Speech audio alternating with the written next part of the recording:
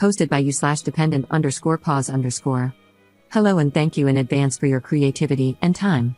I'm living in hell right now and need ideas. My son just turned 18 and is disabled. He needs and takes multiple medications and requires support at school. He does well in some settings and is on track to graduate and pursue trade school, with support, and we're so proud of him. He is extremely impressionable, a little socially awkward, and desperate for friends. For years we've struggled because he gives his possessions away, gets into bad situations, for example, someone offering to sell him rocks at a park, him thinking they are collectible polished gemstones, and then freaking out when he realizes they're illicit substances, and is easily bullied.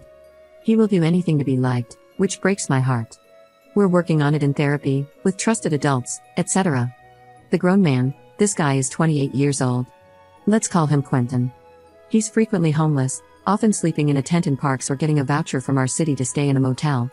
He has 2 pit bulls, not spayed or neutered, that he leaves in the tent or motel room when he works at a fast food job. I actually have compassion for him and his animals, if he had nothing to do with my son. It started with him asking my son to watch his dogs in the park while he worked. My son is so thrilled to have a friend and be helpful, and he does love animals. So he will spend 8+ hours a day or night, alone in a park, watching these dogs. He even asks if he can take dog food, toys, and blankets from our house for Quentin's dogs. He does it whether we say yes or no. Months ago, we would say yes because I appreciate that my son wants to help these dogs. Starting a few months ago, when my son turned 18, Quentin told him he didn't have to stay with us and could stay with him. For weeks, our son was sleeping in the tent with the dogs or roughing it in the park. Quentin gives him beer and the green stuff. Our son will watch the dogs for entire shifts while Quentin works. Quentin tells him he will help him get a tent and vouchers, too. The police are sympathetic, especially because my son has disabilities and some medical issues. But he is 18.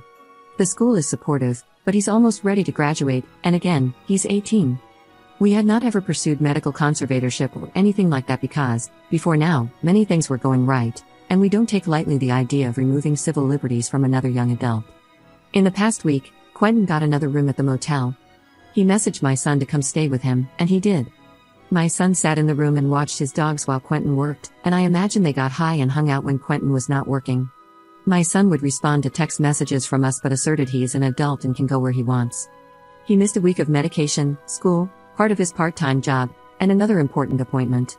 Being Quentin's friend is more important than all of these things. He feels good helping his friend and says, "Quentin is like a brother to me, he's the best brother I've ever had." Quentin's own family has kicked him out. They are nearby. I have no idea who watches the dogs when my son is not available. Quentin doesn't drive, and earlier this week my son gave Quentin his bike because he needs it more than me.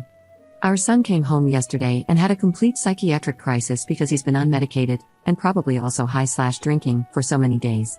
His medical issues are exacerbated. He was banging his head on the concrete floor, and when we called emergency services, he spit at the police, so they put a spit hood on him and restrained him. It was horrific, and he was begging for help. We're not sure when he will be stable enough to come home and may need a medical procedure. He was coherent today, crying, apologizing, but still 100% certain Quentin is his friend. I also feel terrible because I know that, at age 18, it's a good thing for my son to be not telling us everything, having his own friends in life, etc. I look forward to that day.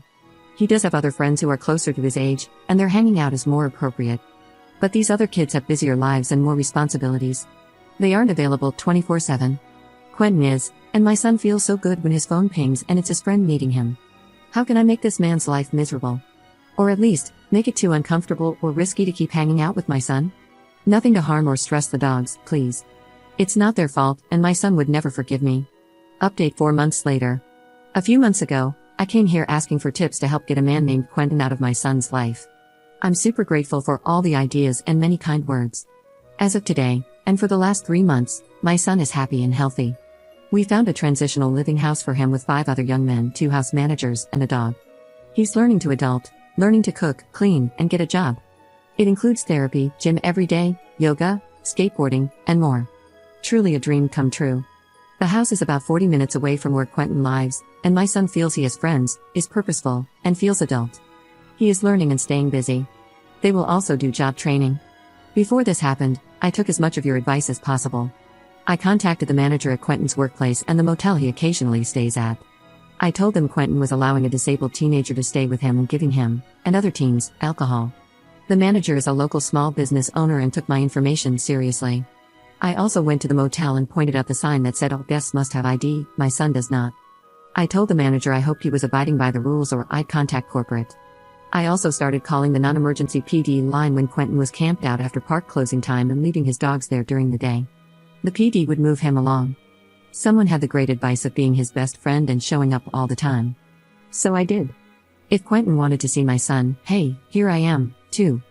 I'm at the park, I'm at his work, I'm near the motel. I even prepared flyers to let others in the park neighborhood, which has a playground for small children, know about the tent, camping, and unsupervised, unneutered pit bulls. Quentin got increasingly upset. He said I was stalking him and he was going to call the police. I said, politely, please do. I'd love to tell the police more about what he was doing with my son and other vulnerable young people. I told him, if he wanted to be in my son's life, I'd be in his life. It was up to him. I really felt bold after all of your advice and encouragement. I was willing to keep going for the long haul. In the meantime, we found a lawyer, and I started tapping into resources to find my son some kind of job training because he really wants to help and feel grown up. For a few weeks, he was working at a drugstore through a program run by a local agency. That was huge for him, stocking, cleaning, and helping people. It also kept him busy for about a month and kind of removed Quentin slightly. Quentin either got sick of seeing me or was afraid of losing his job. The motel he had been staying at occasionally stopped letting him, so he had to start using another location much farther away. It was farther to walk to work and harder to deal with. I think he realized my son wasn't worth the trouble I was causing and just stopped contacting him. Thank you so much for all of your ideas. I was so focused on trying to fix it from my son's end as his mom that I had no idea how to actually deal with Quentin. You all were fantastic. Huge thanks from the mom of a happy, healthy, busy, and purposeful young adult son.